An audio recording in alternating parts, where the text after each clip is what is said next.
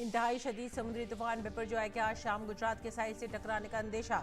वजीर आला भूपेंद्र पटेल ने रियासत के साहिली इलाकों में राहत और बचाव कामों के सिलसिले में की एक जायजा मीटिंग। इत्तलात और नशरियात की वजारत ने तूफान मीडिया कवरेज के लिए जारी की एडवाइजरी।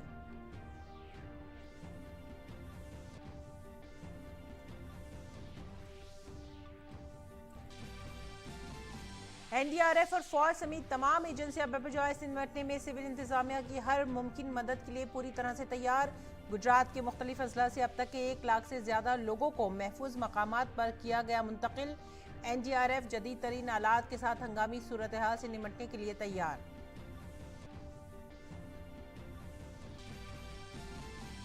भारत की G20 सदारत में खवातीन का W20 इजलास महाबलीपुरम चेन्नई में जारी।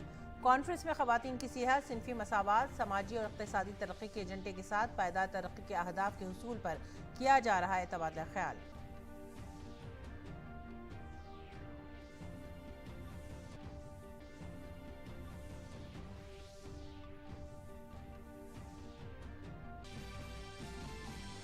G20 के ज़राअत की मीटिंग हैदराबाद में जारी। खवातीन और बच्चों की फलाह बहबूद की वज़ीर स्मृति ईरानी ने इजलास से किया खिताब। इजलास में G20 के रुकन ममालिक, मदऊ ममालिक और बैन अवी तंजीमों के 200 से ज़्यादा मंदूबीन कर रहे हैं शिरकत। ग़िज़ाई तहफ़्फ़ुज़ और ग़िज़ाइयत, खवातीन की ज़ेर क़यादत ज़रई सरगर्मियाँ, हयातियाती तनव्वुअ और आबो हवा के मसाइल के हल पर हो रहा है गौर व ख़ौज़। मगरबी बंगाल में पंचायत इंतख़ाबात से पहले तशद्दुद आज भी जारी। नामजदगी के आखिरी दिन मुख्तलिफ मकामात से मिली हैं पुरतशद्दुद झड़पों की खबरें। बीरभूम जिले के सिंथिया में BDO ऑफिस में फूट पड़ा तशद्दुद। कई मकामात पर बमबारी के साथ फायरिंग के भी वाक़यात आए पेश। दिल्ली के मुखर्जी नगर में वाक़ कोचिंग सेंटर में लगी आग। फरार होने की कोशिश में 25 तलबा जख्मी हुए। फायर ब्रिगेड की 11 गाड़ियों ने आग पर पाया काबू। मकामी अफराद ने गफलत का लगाया इल्जाम। की खबरों में स्क्वाश वर्ल्ड कप 2023 में भारत की शानदार कारकर्दगी जारी। टूर्नामेंट के दूसरे दिन भारत ने जनूबी अफ्रीका को 4-0 से शिकस्त देकर सेमीफाइनल में बनाई अपनी जगह। आज भारतीय खिलाड़ी तीसरे मैच में जापान के सामने पेश करेंगे अपना चैलेंज। और किदाम्बी श्रीकांत और एच एस प्रणॉय ने इंडोनेशिया ओपन बैडमिंटन टूर्नामेंट के क्वार्टर फाइनल में अपनी जगह बनाई। पीवी सिंधु को प्री क्वार्टर फाइनल में शिकस्त। प्रियांशु प्रजावत आखिरी 16 के मुकाबले के लिए उतरेंगे कोर्ट पर।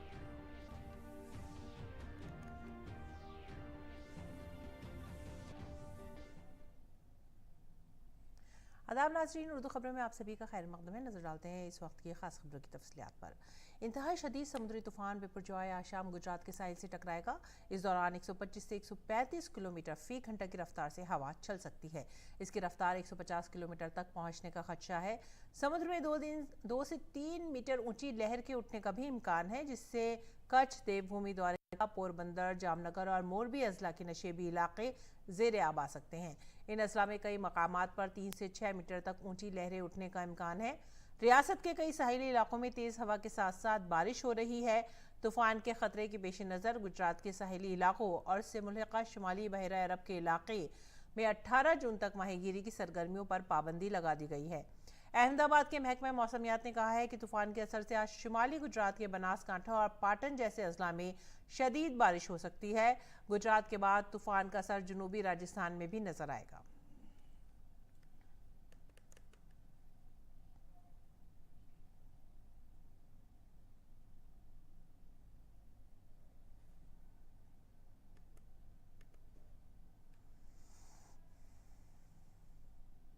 बहरा अरब में बनने वाला समुद्री तूफान बिपरजॉय गुजरात के साहिल के करीब पहुंच रहा है। इसके आज शाम को कच्छ जिले में झकाव बंदरगाह के करीब टकराने की तवक्को है। इस वक्त ये 6 किलोमीटर फी घंटे की रफ्तार से आगे बढ़ रहा है। तूफान की वजह से गुजरात के कई इलाकों में मूसलाधार बारिश हो रही है। गुजरात के अरावली, मोरबी और जामनगर में मूसलाधार बारिश हो रही है। मोरबी के नौलाखी पोर्ट एरिया में आंधी के साथ तेज बारिश हो रही है।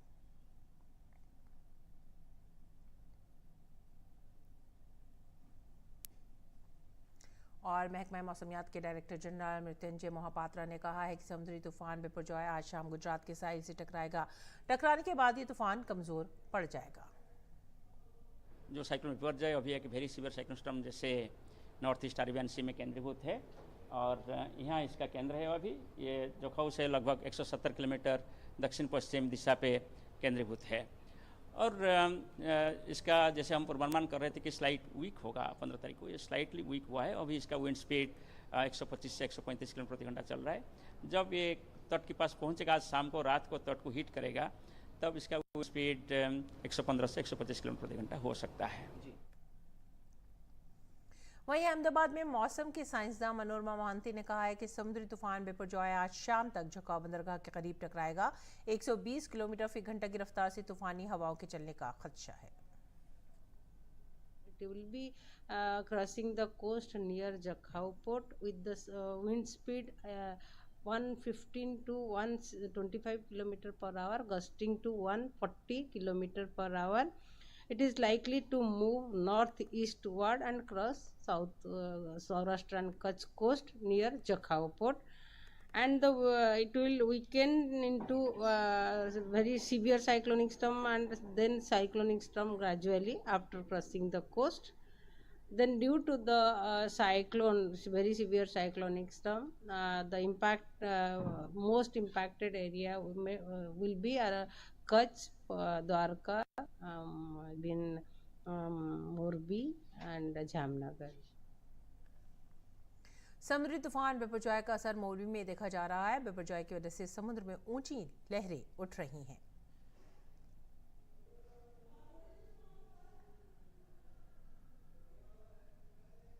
और एनडीआरएफ और फौज समेत तमाम एजेंसियां बिपरजॉय से निपटने में सिविल इंतजामिया को हर मुमकिन मदद फराहम करने के लिए पूरी तरह से तैयार है। गुजरात के मुख्तलिफ अजला से अब तक 1 लाख से ज़ायद अफराद को महफूज मकामात पर मुंतकिल किया जा चुका है। एनडीआरएफ के डायरेक्टर जनरल अतुल करावल ने आज एक प्रेस कॉन्फ्रेंस से खिताब किया। उन्होंने कहा कि हम तूफान से निपटने के लिए पूरी तरह तैयार हैं। साथ ही एनडीआरएफ की 18 टीमें गुजरात में तैनात हैं। उन्होंने इस बात की तस्दीक की कि अब तक 1 लाख से ज़ायद लोगों को महफूज मकामात पर मुंतकिल किया जा चुका है। बड़े शिप्स को हाई सीज में भेज दिया गया है जहां साइक्लोन का असर से बाहर हों। काफ़ी लोगों को इवैक्यूएट किया गया है। इसके साथ साथ हमने और तैयारियां ये की हैं कि कुछ रिजर्व टीम्स एनडीआरएफ की हमारे पास 15 और जगह पे उपलब्ध हैं जिनको हम एयरलिफ्ट करके भेज सकते हैं। हमारे जो अफसर्स हैं, डीआईजी ऑप्स हैं, कंसर्न कमांडेंट हैं बटालियन के, जो 6 बटालियन जो गुजरात का ईओआर एरिया ऑफ रिस्पॉन्सिबिलिटी देखती है, उनको वहीं भेजा हुआ है, कच्छ में, राजकोट में। तो मुझे लगता है कि तमाम सरकारी एजेंसीज की पूरी तैयारी है इससे निपटने के लिए और अब आशा है कि लॉस ऑफ लाइफ और प्रॉपर्टी हम मिनिमाइज कर पाएंगे। उन्होंने बताया कि एनडीआरएफ की कई टीमों को स्टैंड बाय मोड पर रखा गया है। 3 जगह हमारी टीम्स 5-5 की संख्या में रिजर्व की तरह उपलब्ध हैं। बठिंडा में, मुंडली जो भुवनेश्वर के पास है और अराकोनम जो चेन्नई के पास है। तो हमने उत्तर में और पूर्व में और दक्षिण में टीमें तैयार रखी हैं। एयरलिफ्ट होकर टीमें पहुंचेंगी। जो इंटीग्रेटेड डिफेंस स्टाफ है आईडीएस, उनसे हमारा संकलन रहता है ताकि एयरलिफ्ट होने के लिए जो उनको आईएएफ से, इंडियन एयरफोर्स से हेल्प चाहिए वो हमारी उपलब्ध होती है। इसके लिए तैयारी हमारी है रिजर्व टीम्स के लिए। एनडीआरएफ के कमांडेंट अनुपम श्रीवास्तव ने बताया कि सूरत हाल के मुताबिक टीमें मुख्तलिफ इलाकों में तैनात की गई हैं। मकामी इंतजामिया के साथ टीमें किसी भी सूरत हाल से निपटने के लिए पूरी तरह से तैयार हैं। कच्छ में 6 टीम है, देवभूमि द्वारका में 3 टीम है, बाकी वलसाड़, जामनगर, मोरबी, राजकोट, गिर सोमनाथ, ये सब जगह एक टीम है और ये सारी टीम स्टैंड बाई है ऑन लोकेशन। और 13 और 14 जून को जो हमारी टीमें डिप्लॉय थी वो अलॉन्ग विद सिविल एडमिनिस्ट्रेशन और अदर स्टेक होल्डर्स के साथ कुल 1643 सिटीजन्स को इवैक्यूएट किया और उनको सेफ शेल्टर में पहुंचाया। एनडीआरएफ के कमांडेंट ने कहा कि तमाम टीमें जदीद आलात से लैस हैं ताकि ज़रूरत पड़ने पर फौरी तौर पर मदद फराहम की जा सके। जो एनडीआरएफ का हमारे पास इक्विपमेंट्स हैं, तैयारी है, हमारे पास हर तरह की ट्रेनिंग है, जैसे कि मेडिकल फर्स्ट रिस्पॉन्डर का हमारे रेस्क्यूअर्स को ट्रेनिंग है, collapse structure search and rescue पर ट्रेनिंग है, एक्वाटिक डिजास्टर रेस्क्यू कोर्स चलता है, डीप डाइविंग सेट्स हैं हमारे पास, रोप रेस्क्यू है। तो इस तरह के सारे इक्विपमेंट्स और आइटम्स हमारे पास हैं और सेल्फ कंटेन्ड हैं, हम लेके चलते हैं टीम के साथ और जहाँ जैसी ज़रूरत पड़ती है वो इक्विपमेंट का इस्तेमाल करते हैं। हमारे पास बोट्स हैं, इन्फ्लेटेबल रबर बोट्स हैं with outboard Motors, life boy, life jackets. Communication के माध्यम में हमारे पास VHF HF सेट्स हैं, क्विक डिप्लॉयमेंट एंटीनाज हैं, सैटेलाइट फ़ोन्स हैं। तो ये सारी चीज़ों से हम लोग इक्विप्ड हैं। समुद्री तूफान बिपरजॉय के पेश नज़र की जा रही तैयारियों के बारे में वजारत दिफा के राब्ता आमा के officer wing commander N Manish ने बताया कि फ़ौज ने 27 से ज़्यादा कॉलम गुजरात के आगे इलाके में तैनात किए हैं। उन्होंने ये भी कहा कि फ़ौज ने NDRF के साथ मिलकर इमदादी कामों का मंसूबा बनाया है। प्राकृतिक आपदा के समय लोगों की मुश्किलों को कम करने अपने संकल्प के अनुरूप इंडियन आर्म फोर्सेस ने गुजरात में साइक्लोनिक स्टॉर्म बिपरजॉय को मद्देनजर रखते हुए खुद को तैयार किया है। इंडियन आर्मी ने 27 से अधिक रिलीफ कॉलम्स पूरे गुजरात में जैसे भुज, जामनगर, गांधीधाम, धरंगधरा के साथ साथ नलिया, द्वारका और मांडवी जैसे फॉरवर्ड लोकेशंस पर भी तैनात किया है। इन जगहों पर इंजीनियर्स और मेडिकल टीम्स भी तैयार रखे गए हैं। आर्मी ने सिविल एडमिनिस्ट्रेशन NDRF के साथ संयुक्त रूप से राहत कार्यों की योजना बनाई है। और गुजरात के तूफान से मुतासरा इलाकों में NDRF की टीमें तमाम ज़रूरतमंदों को इमदाद फराहम करने में कोई कसर नहीं छोड़ रही हैं। भारत पाकिस्तान सरहद के करीब आखिरी गांव लेडवाय भी समुद्री तूफान बिपरजॉय से मुतासर हुआ है। NDRF की टीमें गाँव और आसपास के इलाकों की सूरत हाल का जायजा ले रही हैं। हमारे नामा निगार तापस भट्टाचार्य आपको इस बारे में तफसीली मालूमात दे रहे हैं। यह है लुडवाई गांव, एक तरह से सबसे आखिरी गांव है। इस गांव के बाद करीब 10-12 किलोमीटर के बाद बॉर्डर स्टार्ट हो जाता है इंडिया पाकिस्तान का। और यहाँ तक भी ये जो साइक्लोन बिपरजॉय आने वाला है उसका इम्पैक्ट महसूस किया जा सकता है। यहाँ पे अभी थोड़ी देर पहले बारिश हुई थी, पूरा जगह पानी से भर रखा है और यहाँ पे भी लोगों को बात करने के लिए, लोगों को समझाने के लिए NDRF की टीम यहाँ पे आ चुकी है। और विजय कुमार जो NDRF के यहाँ पे इंस्पेक्टर है, सर आप मुझे बताइए, आप यहाँ पे आए हैं अपनी टीम के साथ, ये आखिरी गांव है पाकिस्तान और इंडिया बॉर्डर के, इसके बाद बॉर्डर स्टार्ट हो जाता है। क्या क्या चीजें आपको देखने को मिल रही है, क्या आप लोग यहाँ पे इनके लिए कर सकते हैं? हमारे VBN प्रसन्ना सर, कमांडेंट महोदय 6 बटालियन NDRF के तरह से जितनी जो ये तूफान आ रही हैं, समुद्री तूफान जो आ रही हैं, बाईपोरा जो आ रही हैं, उसके चलते ये जितने भी जो एरिया हैं सारे, मतलब जहाँ पे भी तूफान का जो असर है वहाँ हमारे NDRF की टीमें डिप्लॉयमेंट हो चुकी हैं और उसके आसपास में जो है 20 किलोमीटर, 25 किलोमीटर, 30 किलोमीटर के रेडियस में जो है हम लोग घूम रहे हैं। जिला प्रशासन का भी बहुत ज़्यादा सहयोग मिल रहा है। उसके बाद जो है हमारी कार्रवाई जो है अभी चल रही है और अभी इस जो भी इस गांव के अगल बगल जितने भी गांव हैं, हमारा प्रयास है कि उन तक मैं पहुंचूं और वहां पहुंच करके जो भी हो लोगों से मिलूं, क्या समस्या है बाढ़ के क्षेत्र में, फिर तूफान के क्षेत्र में जो भी है, इस जा करके सब में जा करके उनसे बातचीत करके उनके समस्याओं को समझूं। सुबह से थोड़ी थोड़ी बारिश हो रही थी, तभी से ये पवन भी आता था, गलती कभी बढ़ रही थी, कभी कम हो रही थी। यहाँ पे जो स्कूल है उसको एक शेल्टर होम में तब्दील किया गया है, लोगों को आप लोग कर रहे हैं? जी हाँ, यहाँ शेल्टर होम बनाया गया है और मेडिकल टीम है, सरपंच हैं, सबको स्टैंड बाय रखा गया है और जो कुछ भी ज़रूरत की चीज़ें सारी स्कूलों में अवेलेबल कराई गई हैं। खाने पीने की व्यवस्था भी? जी हाँ, MDM की तरफ से सब कुछ अवेलेबल कराया गया है और इमरजेंसी में कोई भी प्रकार की समस्या हो उसके लिए मिल्क से लेकर फूड पैकेट की व्यवस्था हो चुकी है। तो ये देख सकते हैं यहाँ पे NDRF की टीम लगातार काम कर रही है। मैं आपको दिखाना चाहूँगा, यहाँ पे NDRF की टीम आगे तक जा रही है। ये पूरा गांव का एक दौरा कर रहे हैं, ये लोग पूरा मुआयना कर रहे हैं कि कहाँ पे क्या जरूरत हो सकती है। कैमरा पर्सन भीम के साथ मैं तापस भट्टाचार्य, दूरदर्शन समाचार, लुडवाई गाँव, गुजरात। और दीगर खबरों को रुख करते हैं। भारत की G20 सदारत के तहत खवातीन की W20 मीटिंग महाबलीपुरम चेन्नई में जारी है। अब तक मुख्तलिफ शोबों से ताल्लुक़ रखने वाली 1 लाख से ज़्यादा खवातीन को W20 में शामिल किया जा चुका है। कॉन्फ्रेंस में खवातीन की सेहत, सिनफी मसाफात, समाजी और इक़्तिसादी तरक्की के एजेंडे के साथ पायदार तरक्की के अहदाफ के हुसूल पर तबादला ख्याल किया।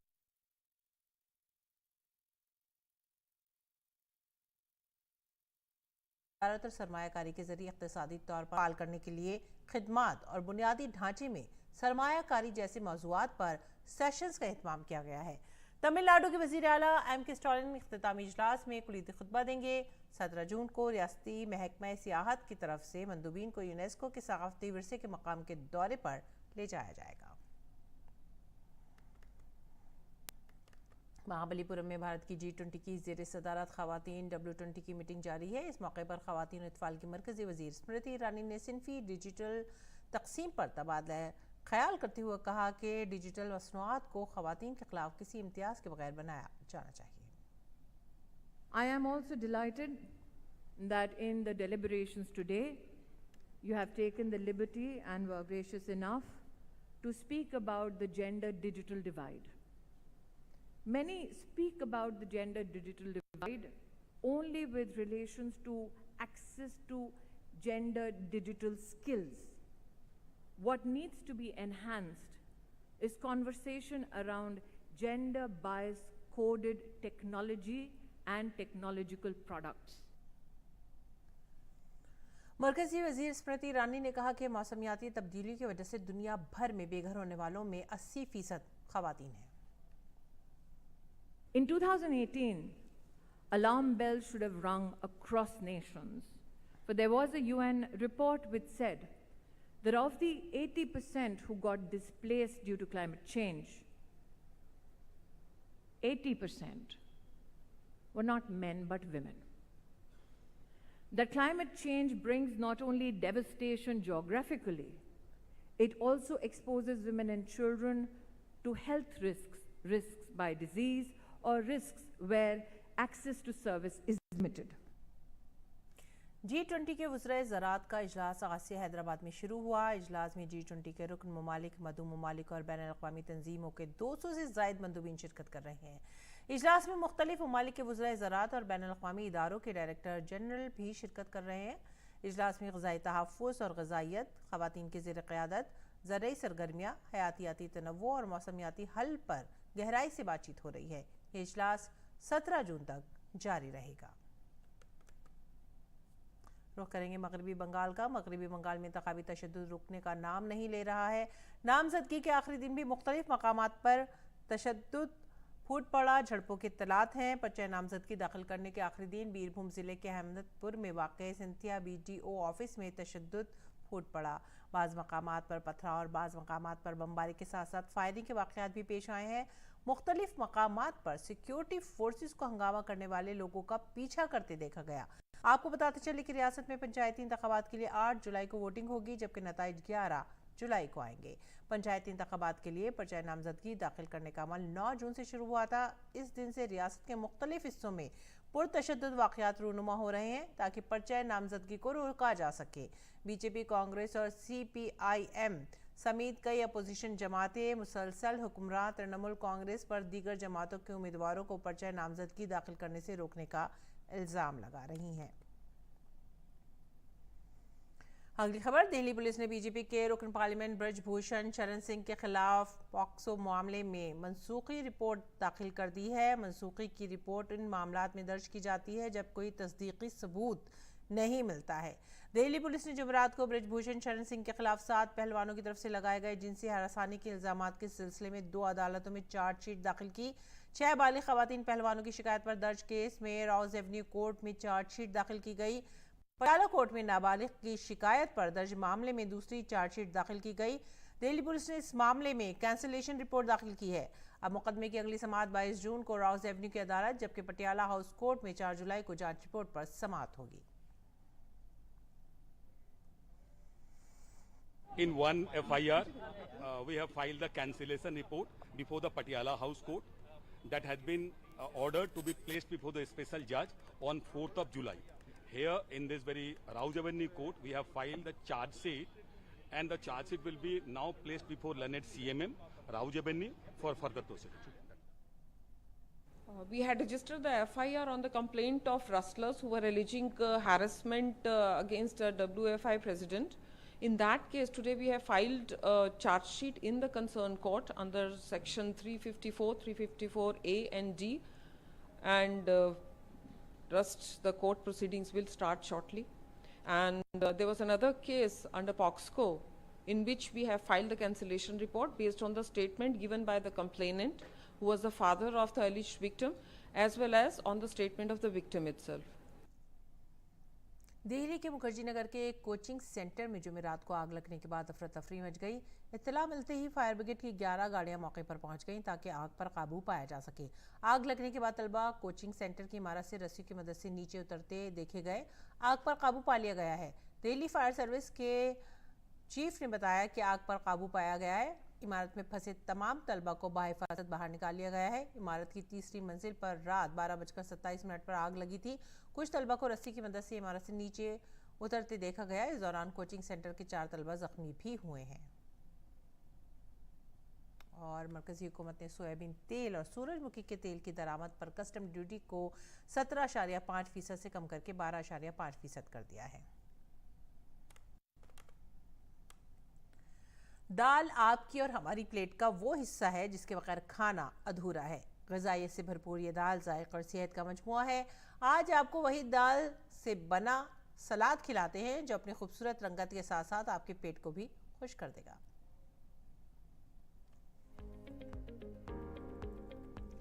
दोस्तों, अक्सर आपने सब्जियों और फलों के मुख्तलिफ सलाद खाए होंगे, लेकिन क्या आपने कभी दाल का सलाद खाया है?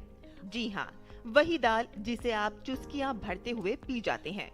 दाल हर आम आदमी की प्लेट का हिस्सा है जिसके बगैर खाना अधूरा है। अहमदाबाद की डॉक्टर प्रियंका ने डिजाइन किया ग़िज़ाइयत से भरपूर दाल का सलाद जो आपको जायके के साथ साथ सेहत बख्शेगा। दाल सलाद ये केवल प्रोटीन नहीं है बल्कि कैल्शियम और कई विटामिन से भरपूर है। इसे आपको अपनी डाइट में जरूर शामिल करना चाहिए। डॉक्टर प्रियंका की कोशिश है कि लोग शरीयत को अपनी जिंदगी में अपनाएं और इसीलिए वो दाल सलाद लेकर आई हैं जिसे आप आसानी से अपने घर पर बना सकते हैं। दाल एक ऐसा प्रोटीन उन्सुर है जो हर चीज में आसानी से घुल जाता है। तो आज आपको दाल से बने सलाद का मजा चखाते हैं।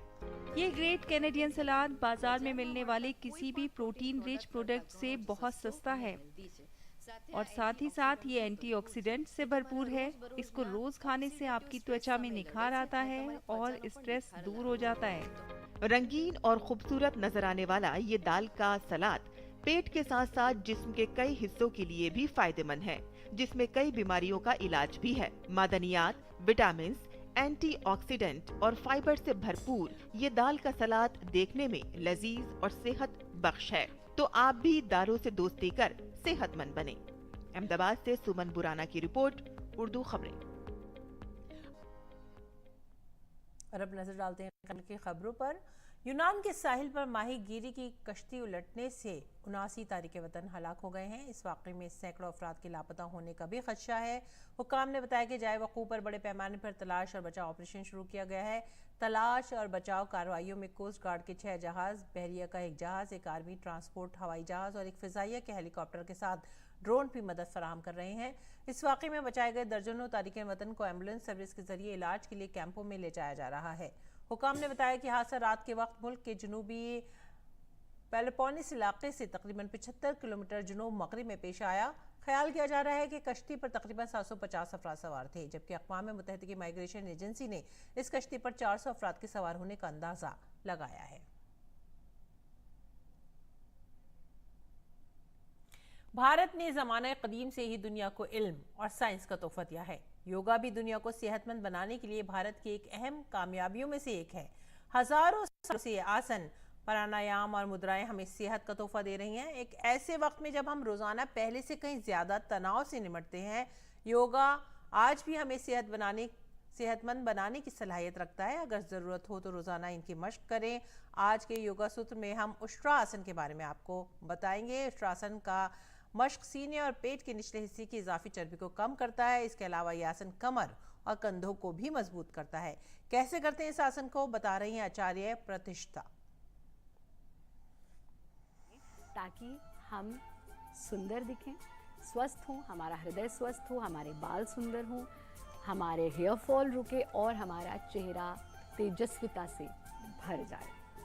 इसके लिए हम 2 अभ्यास करते हैं, एक के बाद एक, यानी 2 आसनों को मिला करके एक अभ्यास किया जाता है।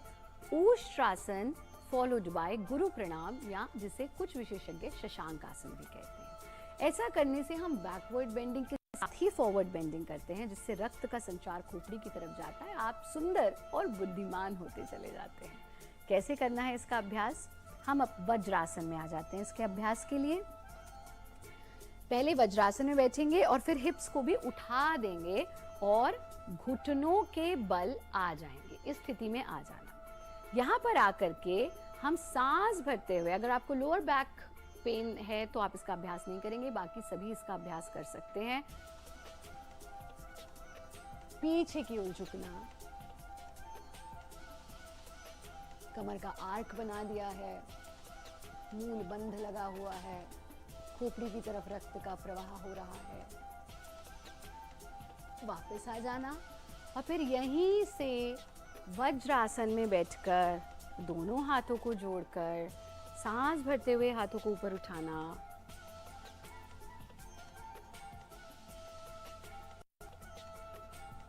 और सांस छोड़ते हुए आगे की ओर झुकते जाना।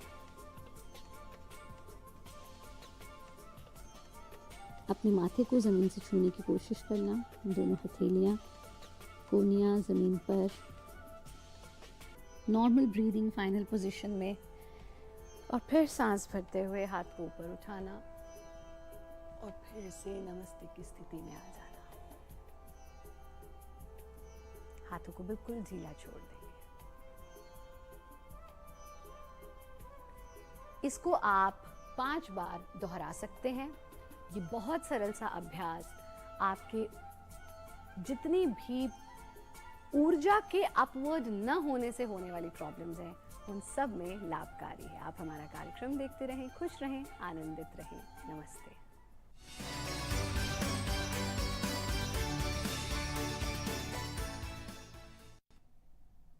और आइए रुख करते हैं खेल के मैदान का। किदांबी श्रीकांत ने इंडोनेशिया ओपन बैडमिंटन टूर्नामेंट के क्वार्टर फाइनल में जगह बना ली है। आज खेले गए प्री क्वार्टर फाइनल मैच में किदांबी ने भारत के लक्ष्य सेन को 21-17, 22-20 के फर्क से शिकस्त देकर क्वार्टर फाइनल में दाखिला हासिल किया। ताहम पीवी सिंधु को खवातीन के सिंगल जुमरे में शिकस्त का सामना करना पड़ा। उन्हें प्री क्वार्टर फाइनल में ताइवान की ताई जुएंग ने 18-21, 21-16 से शिकस्त दी। बात करेंगे स्क्वैश की। चेन्नई में जारी स्क्वैश वर्ल्ड कप में भारत ने दूसरे मैच में जनूबी अफ्रीका को 4-0 से शिकस्त देकर अपनी जीत का सिलसिला जारी रखा है। जनूबी अफ्रीका के साथ खेले गए पहले मैच में भारत की तन्वी खन्ना ने हेली वॉर्ड को 7-4, 7-2, 3-7, 7-2 से शिकस्त दी। दूसरे मैच में सौरव घोषाल ने डिवाल्ड वॉन नेक्रिक को शिकस्त देकर 2-0 की बरतरी हासिल की। इसके बाद जशन्ना चिन्नप्पा ने लेसल को शिकस्त दी, जबकि चौथे मैच में अभय सिंह ने जैन पियर ब्रिट्स को 7-4, 7-3, 7-6, 7-5 के फर्क से हराकर भारत को 4-0 से फतह दिलाई। आज भारत अपने तीसरे मैच में जापान से टकराएगा। और इसी के साथ ही आप हमारी पूरी टीम को दीजिए इजाजत। आदाब।